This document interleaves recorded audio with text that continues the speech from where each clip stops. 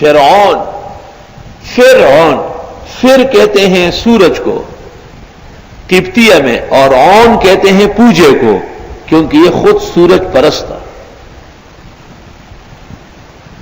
مشہور یہ ہے کہ اس کا نام تھا ریان ابن ولید۔ کیا نام تھا؟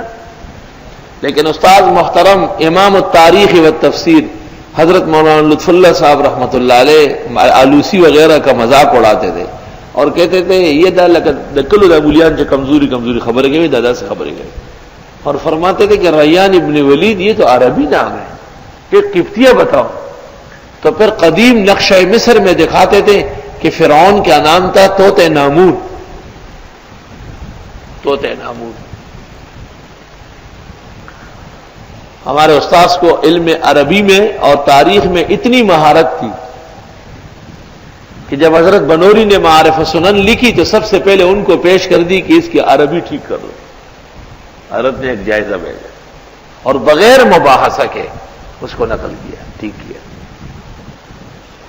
اور یتیمۃ البیان صفحہ 47 پر حضرت مولانا بنوری نے جو مولانا انور شاہ کا یہ قول لکھا ہے کہ اب تک 2 لاکھ تفاسیر لکھی گئی، تو مولانا کے حوالے سے لکھا، یہ بات شاہ صاحب نے مولانا بنوری کے سال نہیں کہی، مولانا لطف اللہ کے سال کہی۔ قال علی صدیقی الزکی محمد لطف اللہ الفشاوری عن شیخنا امام العصر قد بلغت تفاسیر القرآن الی 200,000۔ اور شیخ عبد الفتاح ابو غدہ نے فقہ اہل العراق و حدیثہم پر جو تعلیق کی ہے اس میں حضرت مولانا لطف اللہ کو لکھتے ہیں اکبر المدرسین بالمدرسۃ العربیہ الاسلامیہ۔ مولانا بنوری کے مدرسے کا پہلا نام یہ تھا جب ہم پڑھتے تھے، مدرسہ عربیہ تھا، ہمارے سند میں مدرسہ عربیہ، جامعہ میں بعد میں بدلی اکبر المدرسین۔ اور جمال عبد الناصر کی دعوت پر جب حضرت مولانا بنوری مصر تشریف لے گئے تو علماء کے وفد کے ساتھ مولانا غلام غوث سے مفتی محمود صاحب کو لے کر، تو واپسی پر فرماتے تھے استاذ کو مولانا لطف اللہ کو، حضرت آپ کی ضرورت تھی کیونکہ ہمیں جغرافیہ اور تاریخ کا پتہ نہیں تھا، شاید دنیا میں کسی کو تاریخ کا اتنا پتہ ہو، آپ اندازہ لگا لیں ذرا۔ ایک مثال دیتا ہوں، جن میں عقل ہے وہ سمجھ لیں گے۔ میں جب حضرت کی خدمت میں اپنے مزمل دوست کو پیش کیا تو مزمل نے کہا کہ حضرت ہم ہیں تو کشمیر کے اور پھر ہندوستان میں آباد ہوئے، لیکن ہم امرتسر سے پشاور آئے ہیں تقسیم کے بعد، اور پشاور میں اکبرپورہ میں میری ولادت ہوئی ہے۔ تو حضرت نے ایسا کیا اور فرمایا کہ اکبرپورہ میں 2 گھر تھے منکرین حدیث کے، آج کل وہ دونوں جو ہیں کراچی اردو کالج کے پیچھے مسجد عثمان غنی کے پیچھے گلی میں رہ رہے ہیں، یعنی ہر کافر کی جگہ اور کہاں چلا گیا یہ بھی حضرت کو پتہ ہوتا تھا۔ تو بعد میں مزمل بھائی نے کہا کہ وہ دونوں یہی رہ رہے اور ہمارے دور کے رشتہ دار ہیں۔ شیخ زاہد الکوثری کا تذکرہ جب ہوا کہ وہ جرکسی ہے تو حضرت نے فرمایا کہ نہیں، داغی ہے۔ جرکسستان میں ایک اور ریاست ہے داغستان، اصل ان کی اور پختونوں کی ایک ہے۔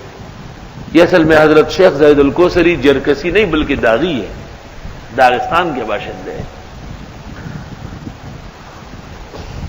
اور قرآن شریف کے الفاظ اور ان کے جو اسامی ہیں اس کو جب سمجھاتے تھے ایسا معلوم ہوتا ہے جیسے اس دور کے آدمی ہے، ایک ایک بات علیحدہ علیحدہ سمجھاتے تھے، اگرچہ ہم میں اہلیت نہیں تھی کہ ان سے وہ کمال لے لیتے جو لینا چاہیے تھا، لیکن گرچہ خردیم ولی نسبت بزرگ دارے، ہمارے اساتذہ میں سب سے زیادہ اثر مجھ پر حضرت کا ہے، اور ان کا ریکارڈ ہے کہ انہوں نے دارالعلوم دیوبند میں سن 1927 میں دورہ کیا ہے، اور امام الازہر مولانا انور شاہ صاحب سے دورہ حدیث کے ہر کتاب میں 100 نمبر لیے، کسی کتاب کے نمبر کٹے نہیں ہیں۔ ایک دن میں نے خواہش کی حضرت سند دیکھنی ہے، کم عقل آدمی ایسے ہی ہوتے ہیں، حضرت سند لے آئے لیکن جب مجھے دے دیے تو پھر لے نہیں سکتے تھے، ہاتھ کانپ رہے تھے، اور پورا دن نہیں 2-3 دن تک نمازوں میں بھی روتے تھے، صرف اتنا فرمایا کہ دیکھو سند شاہ صاحب کے حضرت مولانا انور شاہ کے قلم سے لکھی ہوئی ہے، کچی سند، اعلیٰ سند وہ ہوتی تھی، چھپتی نہیں تھی اس وقت، کہ کچے اپنے ہاتھ سے لکھ کے دے، اس میں حضرت کا خطبہ ہے اور مولانا کا حال لکھا ہے، اور نیچے محمد انور شاہ اف اللہ عنہ۔ اس میں غالباً شاہ صاحب کا یہ جملہ بھی ہے کہ مجھ سے آج تک کسی نے ایسا نہیں پڑھا جیسے انہوں نے پڑھا ہے. تو حضرت فرماتے تھے کہ فرعون کا اصل نام جو ہے وہ طوط نامون ہے. قدیم نقشہ مصر پیش کرتے تھے. ہم نے نجات دی تم کو فرعونیوں سے، فرعون کے آل سے یعنی فرعونیوں سے. یسومونکم جو پہنچاتے تھے تم کو سوء العذاب، بری بری تکلیفیں، سخت عذاب میں ڈالا تھا. جیسے امریکہ نے مسلمانوں کو اور بالخصوص افغانستان کے مسلمانوں کو سخت عذاب میں ڈالا ہے. یذبحون ابناءکم قتل کرتے تھے وہ تمہارے لڑکوں کو، ویستحیون نساءکم زندہ چھوڑتے تھے تمہاری عورتوں کو. وفی ذلکم بلاء من ربکم عظیم اور تمہارے ساتھ ایسا ہونے میں آزمائش تھی تمہارے رب کی طرف سے بہت بڑی. اصل میں فرعون کو نجومیوں نے ایک خواب کی تعبیر میں یہ خبر دی تھی کہ بنی اسرائیل میں ایک لڑکا پیدا ہونے والا ہے اور وہ نبی ہو کر کے تیری فرعونیت اور حکومت مصر کی کایا پلٹ دے گا.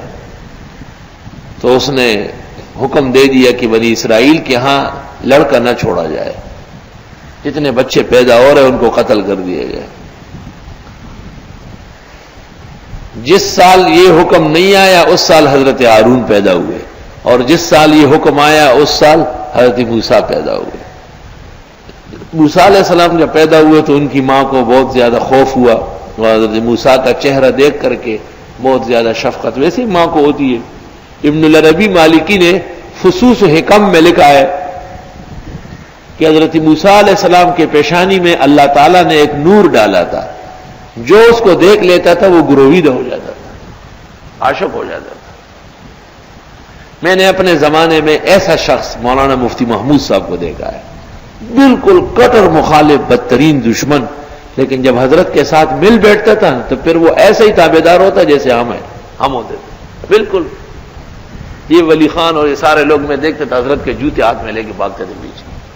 مفتی صاحب کے سامنے کوئی لیڈر ویڈر نہیں ہوتا تھا، لیڈر تو وہ ایک ہی تھا، اور کوئی اس شخص کی کوئی نہ مولوی نظر آتا تھا اور نہ کوئی لیڈر نظر آتا تھا. اور جب کوئی تقریر کرتا تو پہلے کہتا تھا کہ مفتی صاحب ہمارا مذہبی اور سیاسی امام ہے، وہ تشریف فرمایا، ان کے حکم پر میں ایک دو باتیں کرتا ہوں. اب قری شخصیت کائنات کی آئے او شاہ گئے وعدے فردا لے کر، اب انہیں ڈھونڈ چراغی رخ زیباں لے کر.